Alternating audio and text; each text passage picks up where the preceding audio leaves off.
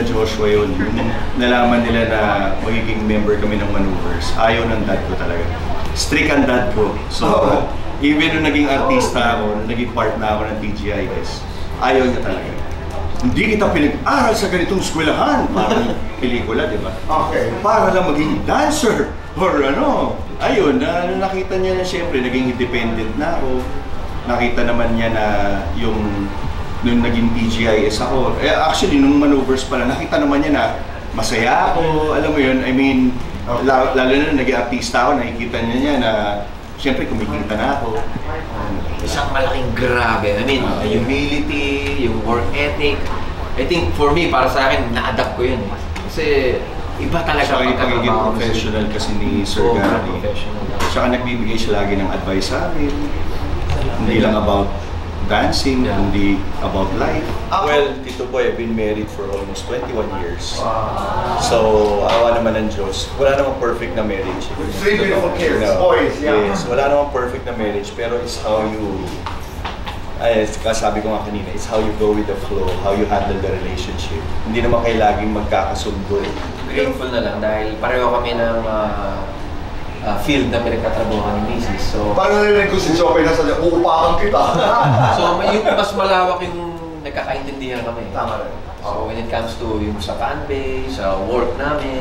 Guys, are you the type who would say, I am married? Yes. You say that? Oh, yeah. Kasi meron di ba? Oo. Hindi, actually, Tito Boy, alam na rin nila. Oh, alam na rin nila kasi sa pero work. merong mga nakakaalam na mas nagiging malakas ang appeal ninyo because you are married. Actually, yes, meron din gano'n. Yes. Parang challenge sa kanila yun. And how do you say no? Just say no. Just say no. Ganun lang. Tama yun. Just say no. Guilty or not guilty? Kayong dalawa, nag-lap dance sa babae. Guilty. Guilty or not guilty? Nakipagsuntukan sa bar. Uy, guilty. Ayun, marka pa ako. Guilty or not guilty? Niligawan ng babae. Yes. Guilty or not guilty?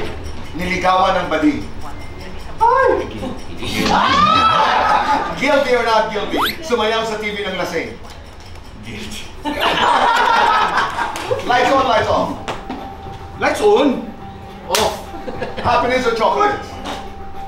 Happiness. Best time for happiness. With your family. Anytime. Ang buhay ay parang sayaw dahil ang buhay para sa'yo, just go with the flow and enjoy every step. ang buhay ay parang sayaw dahil umiikot ang plaka. oh!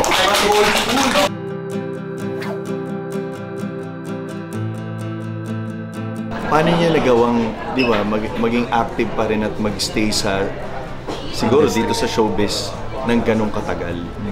Kasi grabe ang dedication ni Tito Boy, wala akong masabi. Ako siguro ang gusto ko itanong kay Tito Boy, ano yung sikreto niya, bakit napakagaling niya mag-advise? I mean, not only sa showbiz people around, pero in general. Yes. Saan niya hinuhugot yung mga yun? Sobrang saya. Kasi na-miss din namin si Tito Boy. In Japan, it's shikata. Sobrang saya. No, sobrang saya. Nag-enjoy kami.